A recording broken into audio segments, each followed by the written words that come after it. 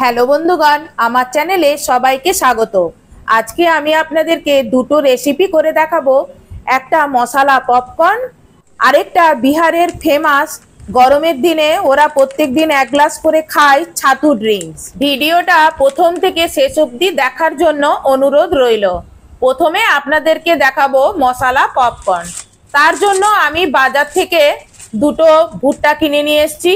প্রথমে ভুট্টাগুলোর ছালগুলো ছাড়িয়ে নেব, আর সামনে যে ওর মুখের সামনে চুলের মতনগুলো যেগুলো থাকে সেগুলোও ছাড়িয়ে নেব। এই যে একটা ভুট্টা আমি ছাড়িয়ে নিয়েছি, এবার দ্বিতীয় ভুট্টাটাও ছাড়িয়ে নিলাম। ব্যাস, দুটো ভুট্টা আমার ছাড়ানো হয়ে গেল। চলুন এবার আগুনের কাছে যাই। প্রথমে গ্যাস জ্বালিয়ে নেব, তারপর রুটি সেকার যে জালি হয় সেই জালিটা তার উপর রেখে তার উপরে ভুট্টাগুলো এরকম ভাবে রেখে দেব, আর গ্যাসটা মিডিয়াম টু লো রেখে আস্তে আস্তে করে এইভাবে ঘুরিয়ে ঘুরিয়ে পুড়িয়ে নেব।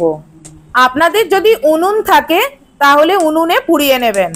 এই যে আমার একটা ভুট্টা পুড়ানো হয়ে গেছে, এবার দ্বিতীয় ভুট্টাটা ওই যে একটু হলুদ হলুদ আছে ওই জায়গাগুলো একটু পুড়িয়ে নিলেই আমার রেডি। দুটো ভুট্টা পুড়ানো হয়ে গেল। চলুন এবার একটা মশলা বানিয়ে নিই। 1 চামচ বিট নুন আর শুকনো লঙ্কা গুঁড়ো একটুকু, আপনাদের ঝাল মতন আপনারা লঙ্কাটা নেবেন। আর একটি পাতি লেবু টুকরো টুকরো করে নেব।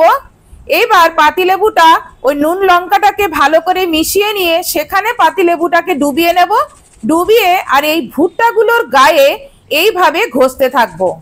এইভাবে দুটো ভুট্টাই ঘষে নেব, তাহলেই রেডি হয়ে যাবে আমার মশলা পপকর্ন। এবার এটা খাওয়ার জন্য রেডি। এবার দ্বিতীয় রেসিপি দেখাবো, বিহারের বিখ্যাত প্রোটিন ড্রিঙ্কস ছাতু ড্রিঙ্কস।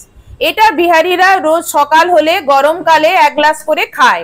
প্রথমে একটা গ্লাসে কিছু বরফ নেব, তারপর নেব পেঁয়াজ কুচি, তারপর নেব টমেটো কুচি, তারপর নেব ধনেপাতা, আর আপনারা যদি ঝাল খান তাহলে এই সময় কাঁচা লঙ্কা দেবেন, আর পরিমাণ মতন বা স্বাদ মতন দেবেন বিট নুন। এবার পাতি লেবুর রস নিংড়ে দেব, আর দেব 1 গ্লাস জল, আর দেব হাফ বাটি মতন ছাতু। আপনারা আপনাদের পরিমাণ মতন ছাতু নেবেন। দিয়ে এটা এবারে ভালো করে চামচ দিয়ে ঘাঁটিয়ে নেব বা মিক্সড করে নেব। দিলেই তৈরি হয়ে যাবে বিহারের বিখ্যাত মশলা ছাতু। আমার রেসিপি দুটি যদি আপনাদের ভালো লেগে থাকে তাহলে ভিডিওতে লাইক করবেন, আর নতুন নতুন রেসিপি পেতে হলে আমার চ্যানেলটি সাবস্ক্রাইব করবেন। আর আমার ভিডিওটি দেখার জন্য অসংখ্য ধন্যবাদ।